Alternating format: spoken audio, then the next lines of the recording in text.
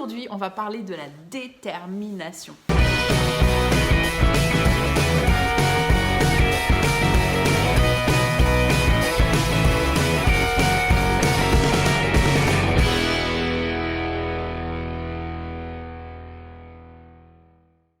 Bonjour, ici Sophie Lion et bienvenue sur ma chaîne YouTube, l'endroit idéal pour créer la vie et le business que tu veux. Alors, qu'est-ce que c'est que la détermination? Alors, si tu me suis sur les réseaux, tu verras comment je suis une personne assez déterminée. Alors, déterminée, ça veut dire quoi? Ça veut pas dire entêtée, etc. Ça veut dire une personne qui sait vers où elle veut aller. Et comment je fais pour savoir où est-ce que je veux aller? C'est parce que depuis toujours, depuis toute petite, moi j'ai toujours eu cette vision des choses que je voulais. J'ai toujours eu envie de créer un tas de choses. J'avais toujours eu plein de rêves.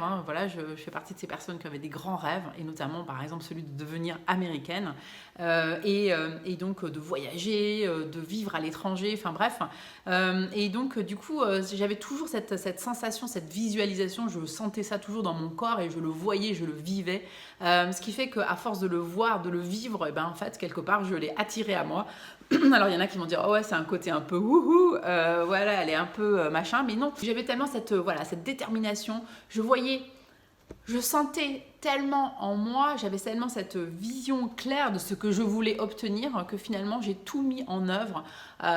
J'ai saoulé tout mon entourage, pas à pas, les choses sont arrivées à moi, et puis finalement les choses, quelque part, c'est comme si, en tous les cas, ceux qui sont dans la spiritualité savent, voilà, c'est comme si l'univers en fait s'était mis sur moi. Et m'avait présenté les bonnes personnes pour pouvoir arriver là où je voulais arriver. Et du coup, j'ai réussi à être et à ne pas perdre de vue en fait cette vision. Alors, la vision, comment ça se construit? Eh bien, déjà, c'est avec... j'ai fait par exemple cette liste qui s'appelle les 100 buts dans ta vie. Et c'est vrai que quand on se dit, la première fois, je me souviens quand on m'a dit, attends, 100 buts dans ta vie, t'es folle, quoi. Mais non, mais 100 buts, ça te permet de commencer en fait à imaginer. Ça te permet de commencer à te donner des objectifs. Des objectifs bien sûr dans tous les sens de la vie. Ça peut être des objectifs bien sûr financiers, ça c'est hyper important. Tu sais que moi je travaille beaucoup sur la relation à l'argent. Ça peut être des objectifs de relation avec les autres, ça peut être des objectifs de santé, ça peut être des objectifs de spiritualité. Enfin bref, il y a tellement d'objectifs qu'on peut avoir. Et comme tu le sais, et je le répète souvent, quand on écrit ses objectifs et quand on les revoit régulièrement, c'est comme ça qu'en fait on peut arriver finalement à attirer et à faire en sorte, ton inconscient finalement il va travailler par rapport à ça. Donc l'idée c'est vraiment de les écrire et surtout de les écrire, de les visualiser et de faire en sorte d'aller vers ça. Donc comment faire pour ne pas perdre ta détermination c'est vraiment en faisant, en allant regarder, en re-regardant systématiquement pourquoi tu te lèves le matin, puis tu te rappelles, tu te dis ah oui c'est vrai, c'est ça. Et ça, si tu l'as pas écrit quelque part, si tu l'as pas dessiné quelque part, si tu l'as pas collé quelque part, c'est vrai que tu vas perdre ton track en fait. C'est comme quand tu prends un bateau et tu te dis je veux aller vers l'Amérique, si tu perds ta boussole, c'est clair que ton bateau il va dériver. Tu n'arriveras pas en Amérique, tu arriveras à quelque part d'autre. Alors ça peut être une aventure intéressante aussi à vivre, mais à la base c'était pas ta vision. Donc n'oublie pas de ne jamais perdre de vue quel est ton objectif, quelle est ta vision, et de faire en sorte vraiment de ne jamais perdre sa foi. Alors c'est pas la foi, une foi religieuse bien évidemment, et encore que pourquoi pas, mais c'est vraiment se dire que je crois en ma bonne fortune, je crois que je vais y arriver.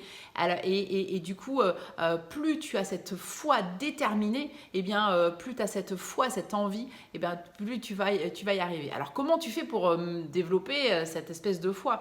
Bien évidemment, c'est une question, encore une fois, d'état d'esprit, c'est une question d'entourage, c'est une question aussi de stature aussi, de comment tu es physiquement.